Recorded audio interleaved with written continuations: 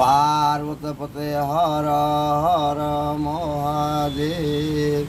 ॐ ओंकार बिंदु संयुक्तं नित्य ध्यायन्ति योगिनं कामदं मोक्षदं चैव ओंकाराय नमो नमः। ओं मन्नाथ जगन्नाथ मद्गुरु श्री जगद्गुरु मदात्मा सर्वभूतात्मा तस्मै श्री गुरवे नमः।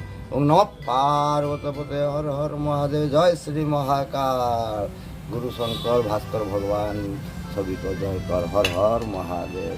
ओं खड़ा श्री देवताय विद्महे श्री तपन महाराजाय धीमहि तन्नो श्री मौनी नारायणाय प्रचोदयात्। ओम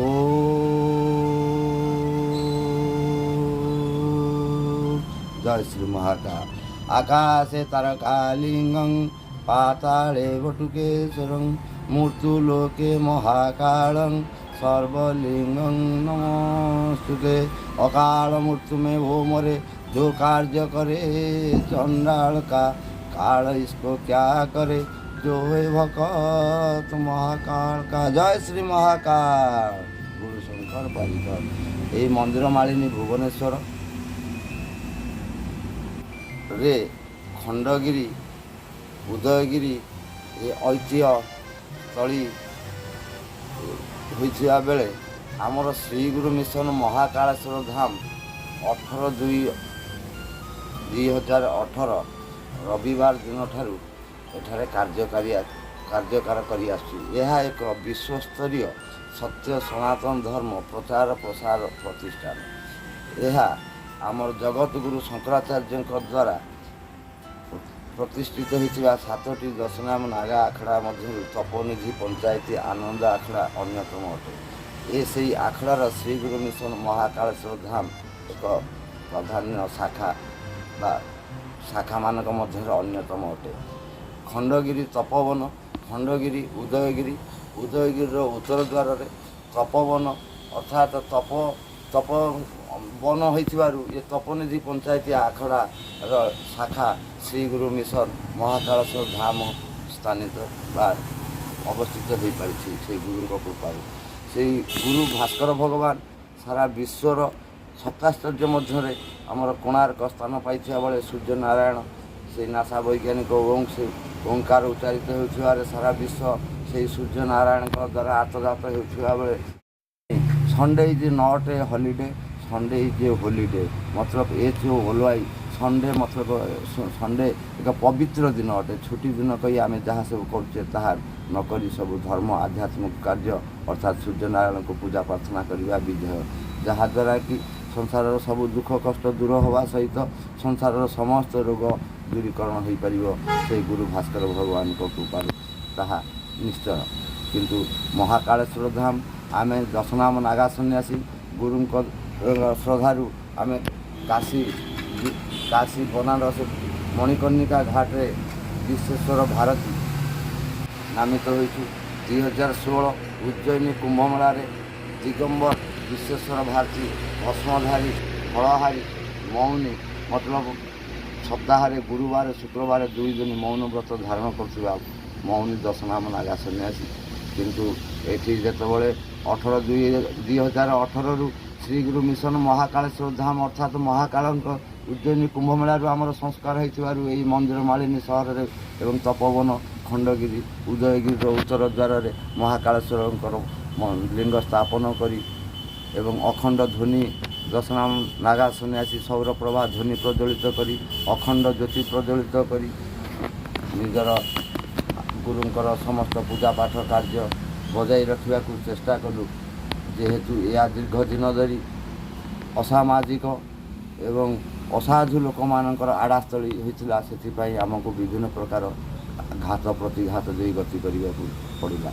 से समय आमर ओडिशा प्रशासन एवं ओडिशार गणमाध्यम माने खंडगिरी विश्वेश्वर दिगंबर विश्वेश्वर भारती आमर गुरु श्रद्धा नामित होते खंडगिरी नागा यही ओडिशा सरकार बा ओडिशार गणतंत्र आम शुणा पाइलु। तेणुक आम फेसबुक लोक खंडगिरी नागा बोली आम निजक आपण मान पाखे प्रतिपादित कर।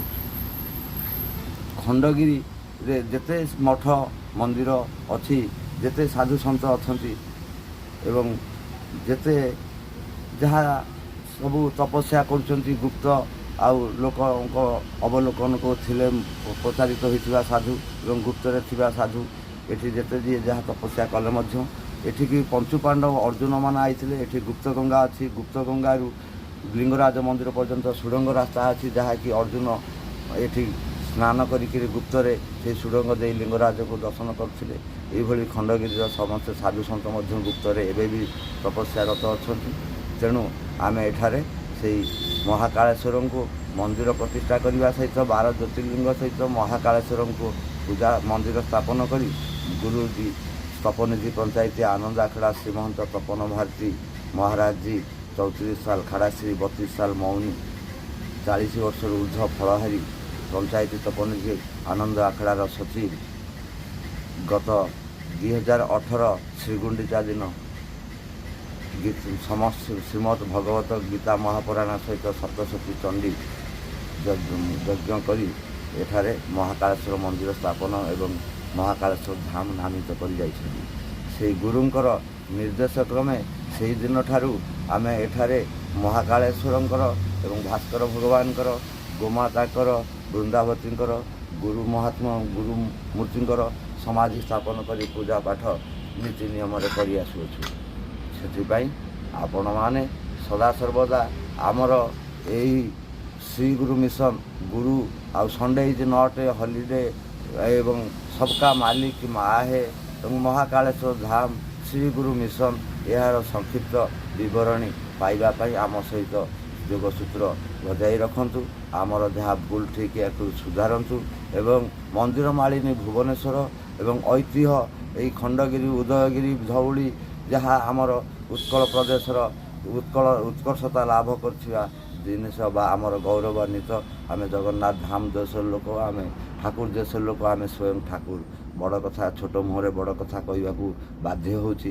ଆପଣମାନେ ସମସ୍ତଙ୍କୁ ଜଣା କୃଷ୍ଣ କୁହନ୍ତୁ ରାମ କୁହନ୍ତୁ ସମସ୍ତେ ଜନ୍ମ ହେଲେ ସମସ୍ତେ ଦେହ ତ୍ୟାଗ କଲେ। ପ୍ରଭୁ ଆମର ଜଗନ୍ନାଥ ଆମ ହାତରେ ଜନ୍ମ ଏବଂ ତାଙ୍କର ମୃତ୍ୟୁ ମଧ୍ୟ ଆମ ହାତରେ।